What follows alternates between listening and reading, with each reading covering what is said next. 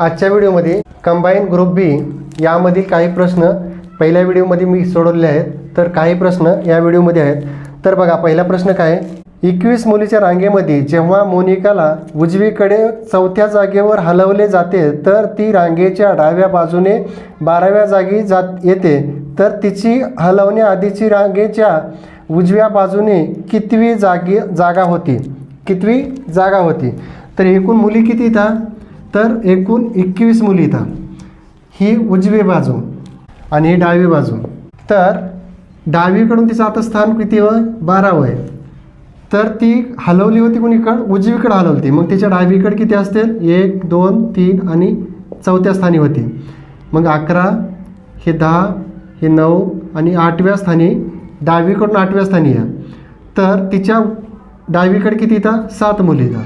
मग एकूण मुली किती येतात? 21. मग त्याच्यातून 7 मुली वजा केल्या तर तिचा क्रमांक निघतोय. बघा, 21मधून 7 गेले तर राहिले किती? 14. उजवीकडून 14व्या स्थानी. त्याच्यानंतरचा प्रश्न, सान्वी युनिकापेक्षा उंच आहे. सान्वी युनिकापेक्षा उंच आहे. मग सान्वी युनिकापेक्षा उंच आहे. सान्वी युनिकापेक्षा उंच आहे, पण नीलक्षापेक्षा नाही. त्याच्यानंतर चैताली नमितापेक्षा उंच आहे. चैताली नमितापेक्षा उंच आहे, पण युनिकापेक्षा नाही. आता युनिकापेक्षा लहान आहेत कोण?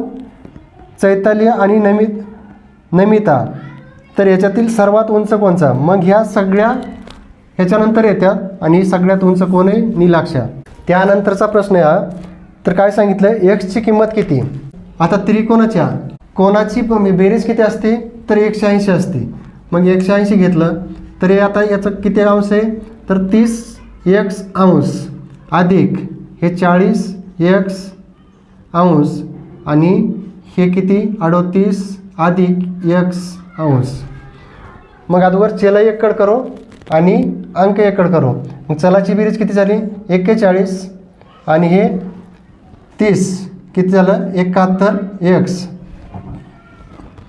बरोबर 180 वजा 38. आता यांची वजा बाकी किती राहिलं? 10मधून 8 गेले, राहिले 2 आणि 8मधून 4 गेले, राहिले 4 आणि 1 x बरोबर 71. हे 142 छेदस्थानी 71 दोन्ही 142. मग x बरोबर किती आला? x बरोबर 2. त्याच्यानंतरचा प्रश्न आहे, त्रिकोणाची संख्या सांगा. आता यामधील एकूण त्रिकोण किती असतील हे जे विचारलं आहे. तर बघा, 1 2 3 4 5 आणि 6. आता लास्ट सांगा किती? 6. त्याच्यानंतरची संख्या 7, छेदस्थानी 2, 3 दोन्ही 6 आणि 7 त्रिक 21. ह्याच्यामध्ये किती त्रिकोण असतील? तर 21 असतील. आता या प्रश्नामध्ये काय सांगितलं आहे? 15व्या पदाची बेरीज किती? 15व्या पदापर्यंतची बेरीज किती? तर बघा, इथं सुरुवात कुठून होती? 2 3 4 5. आता 15वं आहे. 15वं म्हणलंस आता इथं 2 सुरू झालं तर 15वं. त्याच्या पुढचा एक अंक 16. 16 गुणिले 17 असेल. मग इथं काय आहे? ह्यांचा 16 छेदस्थानी 17. आता ह्याच्यातून मायनस काय करायचं आहे? इथलं 1/2. 1/2 मायनस केल्यानंतर बघा, 17 दोन्ही 34, 16 दोन्ही 32 आणि 17 1 17. आता ह्याची वजाबाकी 7 आणि 5 12 आणि 2 15/34. हे त्याचं उत्तर असेल. त्याच्यानंतरचा प्रश्न आहे बघा, एक रिकामा जलतरण तलाव आहे, तर त्याचा 3/5 भाग भरायला किती वेळ लागतो? तर 8 तास लागतो. 3/5 भाग भरायला किती वेळ लागतोय? तर 8 तास लागतोय. तर त्या तलावाची एकूण भाग किती केले ते? तर 5 भाग केलेत. तर मग आता 5 भागामधले 3 भाग घेतले तर 8 आले.